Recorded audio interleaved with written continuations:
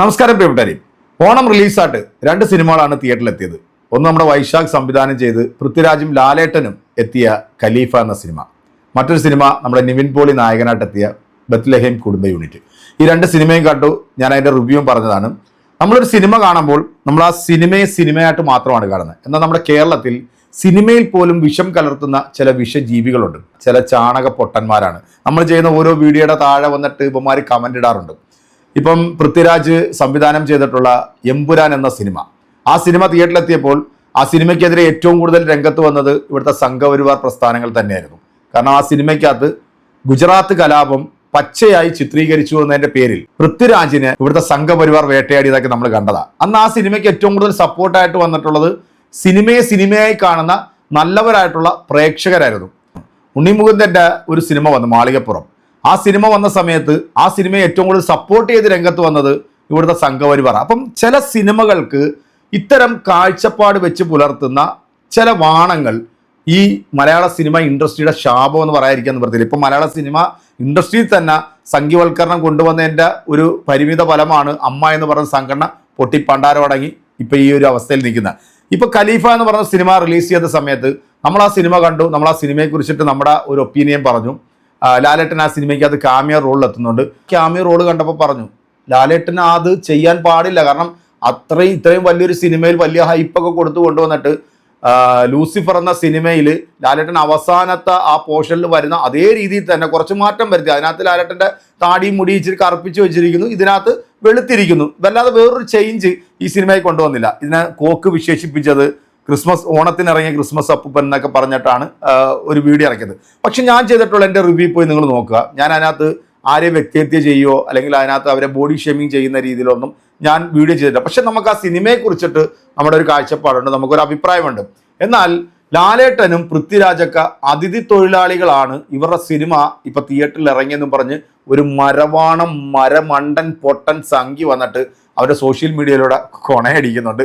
നമുക്ക് ആ വീഡിയോ ഒന്ന് കേട്ടു നോക്കാം. നമസ്കാരം സുഹൃത്തുക്കളെ. അഭിനയ തൊഴിലാളിയായ പൃഥ്വിരാജിൻ്റെതായിട്ടുള്ള സിനിമകൾ കഴിഞ്ഞ കുറച്ച് വർഷമായിട്ട് റിലീസാവുന്ന സമയത്ത് സോഷ്യൽ മീഡിയയിലെ ഒരു ഭാഗത്ത് മാത്രമേ അദ്ദേഹത്തിൻ്റെതായിട്ടുള്ള 437 ഫാൻസുകാരുടെ പേജുകളും മറ്റൊക്കെ ഉണ്ടല്ലോ. അല്ലെങ്കിൽ ആ സിനിമയിൽ ക്യാമിയോ റോളിൽ മോഹൻലാലിനെ പോലെ മറ്റൊരു അഭിനയ തൊഴിലാളി ഉണ്ടെങ്കിൽ മാത്രം ആ ഒരു വിഭാഗം ആളുകൾ കൂടി അതിൽ കുറച്ച് ഒച്ചമ്പകളൊക്കെ ഉണ്ടാക്കി സോഷ്യൽ മീഡിയയുടെ ഒരു സൈഡിൽ മാത്രം സജീവമായിട്ട് നിർത്തും. എന്നാൽ മറുവശം ഉണ്ടല്ലോ, ആ മറുവശം കനത്ത നിശബ്ദതയായിരിക്കും. അവരൊരു 4 ദിവസമൊക്കെ കാത്തിരിക്കും ഈ സിനിമയുടെ പരാജയം ഉറപ്പിക്കുന്നവരെ. അതിനുശേഷമായിരിക്കും അവർ പതുക്കെ ആഘോഷം തുടങ്ങുന്നത്. അവർ കൂടി ഇങ്ങനെ ആഘോഷിച്ച് തുടങ്ങുമ്പോഴാണ് ഒരുപക്ഷെ മറ്റുള്ള ജനങ്ങൾ അറിയുന്നത് ഈ അഭിനയ തൊഴിലാളിയായ പൃഥ്വിരാജിൻ്റെ ഒരു സിനിമ ഇറങ്ങി പൊട്ടിപ്പൊളിഞ്ഞു പോയി എന്ന വസ്തുത. ഇത് കഴിഞ്ഞ 2-3 സിനിമകളായിട്ട് നമ്മൾ നിരന്തരം കാണുന്നതാണ്. വിലായത്ത് ബുദ്ധയും അതേപോലെ തന്നെ ഐ നോബഡിയൊക്കെ വന്ന രീതിയിൽ തന്നെ പൊട്ടിപ്പൊളിഞ്ഞു തിയേറ്ററിൽ നിന്ന് ഔട്ടാവുന്നു. അതിനുശേഷം സംഖ്യകൾ ആഘോഷിച്ച് തുടങ്ങുന്നു. അപ്പോഴാണ് ചിലരൊക്കെ ചോദിക്കുന്നത് എങ്ങനെയൊരു സിനിമ ഇറങ്ങിയായിരുന്നു എന്ന്. ഇതായിരുന്നു കഴിഞ്ഞ കുറച്ച് വർഷങ്ങളായിട്ട് ഈ അഭിനയ തൊഴിലാളി പൃഥ്വിരാജിൻ്റെ സിനിമകളുടെ അവസ്ഥ. എന്നാൽ ഈ കഴിഞ്ഞ ദിവസം ഒരു പുതിയ സിനിമ റിലീസായി കേട്ടോ. സാധാരണഗതിയിൽ ഇങ്ങനെ റിലീസാകുമ്പോൾ ഒരു 4-5 ദിവസമൊക്കെ സംഖ്യകൾ ഞാൻ നേരത്തെ പറഞ്ഞ പോലെ നിശബ്ദരായി ഇരിക്കാറുണ്ട്, പരാജയം ഉറപ്പിച്ചതിന് ശേഷം മാത്രം ആഘോഷിക്കാൻ. എന്നാൽ ഇത്തവണ അവർ ആദ്യ ദിവസം മുതലേ ആഘോഷിക്കുകയാണ്. കാരണം ഇതൊരു ആക്ഷൻ സിനിമയാണ്. ആക്ഷൻ സിനിമയുടെ പ്രത്യേകത എന്താണെന്ന് ചോദിച്ചു കഴിഞ്ഞാൽ ആദ്യ ദിവസം തന്നെ അതിന് മോശം അഭിപ്രായമാണ് വരുന്നതെങ്കിൽ പിന്നെ അത് ഓടി രക്ഷപ്പെടാനൊന്നും പോലില്ല. ഒരു കുടുംബ ചിത്രം പോലെയൊന്നുമല്ല, അല്ലെങ്കിൽ ഒരു റൊമാൻറ്റിക് ചിത്രം പോലെയൊന്നുമല്ല. അതിനൊക്കെ ഡിഗ്രേഡ് ചെയ്താലും തുടക്കത്തിൽ അത് മോശം അഭിപ്രായം വന്നാലും ഒരുപക്ഷെ എല്ലാ സിനിമയാണെങ്കിൽ ആളുകൾ കണ്ട് കേട്ടറിഞ്ഞ് കൂടുതൽ ദിവസങ്ങൾ കഴിയുമ്പോഴേക്കും ഒരുപക്ഷെ ഹിറ്റാവാനുള്ള സാധ്യതയുണ്ട്. പക്ഷേ ആക്ഷൻ സിനിമ അങ്ങനെയില്ല. ആദ്യ ദിവസം തന്നെ കാണുന്ന അയാളെ ആരാധകരായിട്ടുള്ളവർക്ക് തന്നെ ഇഷ്ടപ്പെട്ടില്ലെങ്കിൽ പിന്നെ ബാക്കി ആർക്കും അത് ഇഷ്ടപ്പെടാൻ സാധ്യതയില്ല. അപ്പോൾ ആ ആക്ഷൻ വിഭാഗത്തിൽപ്പെട്ട സിനിമയാണ്. അത് ആദ്യ ദിവസം തന്നെ പൊട്ടി എന്ന് ഉറപ്പിക്കുകയും ചെയ്തു. അപ്പോൾ ഇനി 4 ദിവസമൊന്നും കാത്തിരിക്കേണ്ട കാര്യമില്ല, ഇപ്പോൾ മുതൽ തന്നെ ആഘോഷിച്ച് തുടങ്ങാം എന്ന് പറഞ്ഞുകൊണ്ട് സംഖ്യകൾ കഴിഞ്ഞ ദിവസം തന്നെ ആഘോഷിച്ച് തുടങ്ങി. ബലം ആ സിനിമ കൂടി പൊട്ടി എന്നുറപ്പായി. വലിയ കൊട്ടിക്കോഷിച്ചൊക്കെയാണ്. ഞാൻ നേരത്തെ പറഞ്ഞ പോലെ തന്നെ അയാളുടെ വളരെ കുറച്ച് ആരാധകരും പിന്നെ അതിൽ ക്യാമിയോ റോൾ ചെയ്യുന്ന മോഹൻലാൽ എന്ന വ്യക്തിയുടെ ആരാധകരും കൂടി ചേർന്നിട്ട് എന്തോ സംഭവമാണ് എന്ന് പറഞ്ഞ് കൊണ്ടുവന്നതാണ്. പക്ഷേ മുൻപ് നമ്മൾ ദിലീപിൻ്റെ കൊച്ചി രാജാവ് എന്ന് പറഞ്ഞൊരു സിനിമ കണ്ടിട്ടുണ്ട്. അതിൽ ഹരീഷ് അശോകനെ വേഷം കെട്ടിച്ച് കോളേജിൽ കൊണ്ടുവരുന്ന പോലെ ഒരു വേഷമാണത്രേ മോഹൻലാലിന്. അതായത് മേക്കപ്പും എല്ലാം കണ്ടു കഴിഞ്ഞാൽ വളരെ ശോകമാണ്. അപ്പോൾ മോഹൻലാലിൻ്റെ ആരാധകർക്ക് പോലും ആ സംഗതി ഇഷ്ടപ്പെട്ടിട്ടില്ല. അവരും കോവി മെഴുകുകയാണ് എന്നാണ് കേൾക്കുന്നത്. ചുരുക്കത്തിൽ ഖലീഫ എന്ന് പറഞ്ഞിറങ്ങിയ സിനിമയും 8 16 നിലയിൽ പൊട്ടിയിരിക്കുന്ന അവസ്ഥയാണ്. അത് കൂടാതെ ആദ്യ ദിവസം അത് കാണാൻ പോയ വ്യക്തി ടൊവിനോ തോമസാണ്. കഴിഞ്ഞ കുറച്ച് കാലമായിട്ട് പൃഥ്വിരാജിനെ ഒന്ന് സൈഡിലേക്ക് മാറ്റി നിർത്തിയിട്ട് ടൊവിനോ തോമസിലേക്ക് ശ്രദ്ധ കേന്ദ്രീകരിച്ചിരിക്കുകയാണ് സംഖ്യൽ. അപ്പോഴാണ് ആ മഹാൻ പോയി ഈ സിനിമ കാണുന്നത്. അപ്പോൾ അതിൻ്റെ പരാജയം ഒന്നുകൂടി ഉറപ്പിക്കാൻ മാത്രമേ അതിന് പറ്റൂ എന്ന് ഇന്നലെ കൊണ്ട് തന്നെ മനസ്സിലായിട്ടുണ്ട്. ആ സിനിമ ഇനി ഓടി അതിൻ്റെ മുടക്കുമുതലെങ്കിലും പിടിക്കുന്ന കാര്യം കണ്ടറിയണം. അത് നടക്കാനേ പോകുന്നില്ല. കാരണം കഴിഞ്ഞ സിനിമകൾ ഐ നോബഡിയും വിലായത്ത് ബുദ്ധയും പള്ളിച്ചട്ടമ്പിയിലെ ക്യാമിയോ റോളൊക്കെ 8-16 നിലയിൽ പൊട്ടിയിട്ട് ഇനി ഇയാളെ വെച്ച് സിനിമ എടുക്കുന്ന ആളുകൾ 2-16 വട്ടം ആലോചിക്കണം എന്നൊരു ഘട്ടം എത്തി നിൽക്കുകയാണ്. അയാളെക്കൊണ്ട് ഒറ്റയ്ക്ക് ഒരു സിനിമ ഇനി വിജയിപ്പിക്കാൻ പറ്റില്ല. അങ്ങനെ ഒറ്റയ്ക്ക് വിജയിപ്പിക്കാൻ പറ്റില്ല എന്ന് അയാൾക്ക് തന്നെ ബോധ്യമുള്ളതുകൊണ്ടാണ് ഈ മോഹൻലാലിനെ പിടിച്ചിടയ്ക്ക് ക്യാമിയോ റോളിലൊക്കെ കൊടുക്കുന്നത്. അതാണെങ്കിൽ ഇങ്ങനെയായി. ഇപ്പോൾ അയാളുടെ ആരാധകർ പറയുന്നത് ഈ വ്യക്തിപരമായിട്ടുള്ള നേട്ടത്തിന് വേണ്ടിയിട്ട് തങ്ങളുടെ ലാലേട്ടനെ, അതായത് മോഹൻലാലിനെ ഇവൻ കരുവാക്കുന്നു, മോഹൻലാലിനെ കോമാളി കളിപ്പിക്കുന്നു, ഈ മനുഷ്യനെന്തിന് ഇവന് ഡേറ്റ് കൊടുക്കുന്നു, ഈ തരത്തിലൊക്കെയാണ് പറയുന്നത്. ഇപ്പോൾ ചുരുക്കി പറഞ്ഞു കഴിഞ്ഞാൽ മോഹൻലാലിൻ്റെ ഫാൻസും പൃഥ്വിരാജിൻ്റെ 4-3-7 ഫാൻസും കൂടെ തമ്മിൽ അടി ഉണ്ടാവാനുള്ള എല്ലാ സാധ്യതയും കാണുന്നുണ്ട്. സംഖ്യകൾ എന്തായാലും ഹാപ്പിയാണ് കേട്ടോ. സാധാരണ 4-5 ദിവസം കാത്തിരുന്നിട്ടായിരുന്നു അവർ ആഘോഷിക്കുന്നത്. ഇപ്പോൾ ആദ്യ ദിവസം തന്നെ ഖലീഫ പൊട്ടിയെന്ന് ആരാധകർക്ക് തന്നെ സംഭവിക്കേണ്ടി വന്ന സ്ഥിതിക്ക് അതൊരു ആക്ഷൻ പടമായതിനാൽ എന്തോ അധോലോകോ അങ്ങനെ എന്തൊക്കെയാണ് പറയുന്നത്. അതിലെ വേഷവിധാനങ്ങൾ കണ്ടാൽ തന്നെ നമുക്ക് മനസ്സിലാക്കാൻ പറ്റും. കേട്ട് കണ്ട് പഴകിയ കഥയും മേക്കിങ്ങിലും വലിയ പുതുമയൊന്നുമില്ല. പോരെങ്കിൽ പുറത്തു നിന്നിട്ട് താളമിടാനേ പൃഥ്വിരാജിനെ പറ്റൂ.